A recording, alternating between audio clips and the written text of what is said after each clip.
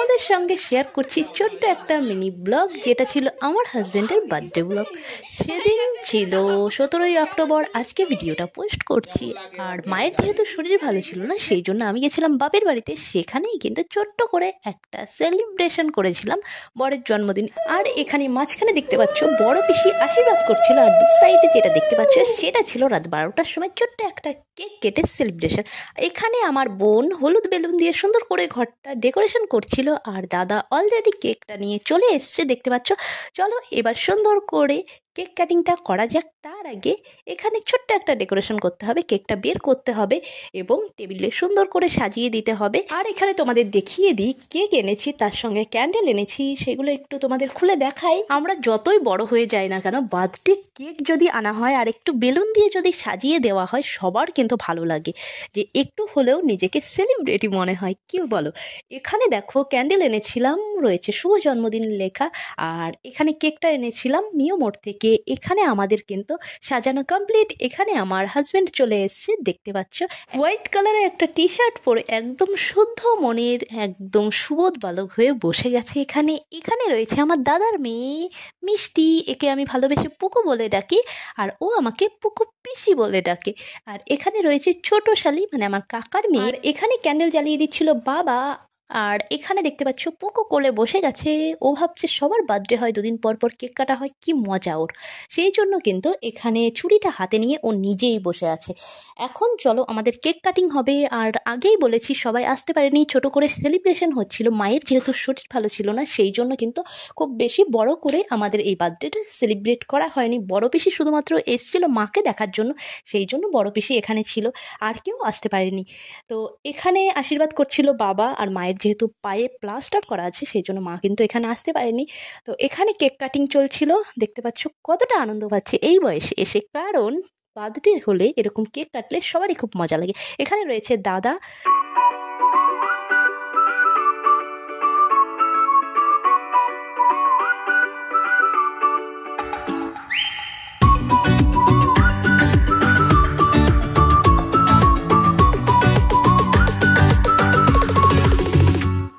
তো মায়ের পায়ে যেহেতু প্লাস্টার করা ছিল, সেই জন্য আগেই বললাম যেতে পারেনি, সেই জন্য এখানে কিন্তু আশীর্বাদ পর্ব চলছিল এখানে এসে।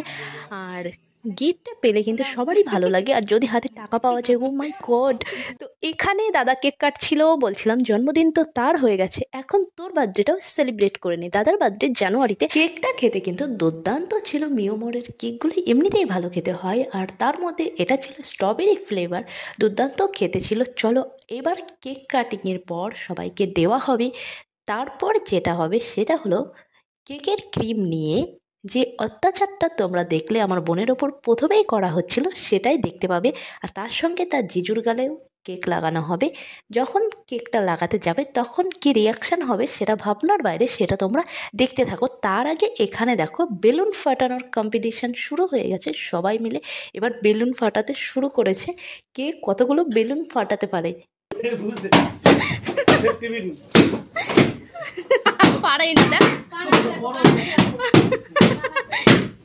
প্রতিযোগিতা দিদি নম্বর 1 আছে, রিয়া ফার্স্ট।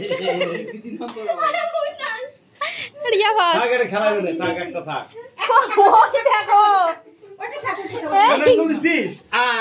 আর নেই চলে আসো।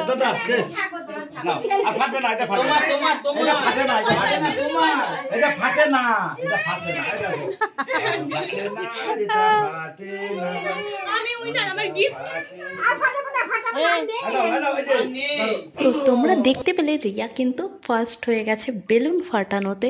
আর এদিকে আমার দাদার মেয়ে প্রচণ্ড ভয় পায়, সেই জন্য কিন্তু পেছনে গিয়ে লুকিয়েছিল। বেলুন দেখলে বেলুন ফাটানোর আওয়াজে ও কানে আঙুল দিয়ে বসে আছে, কারণ প্রচণ্ড ভয় পায়। আর এখানে এই হলো আমাদের কেক। চলো এটা মাকে দিয়ে আসি।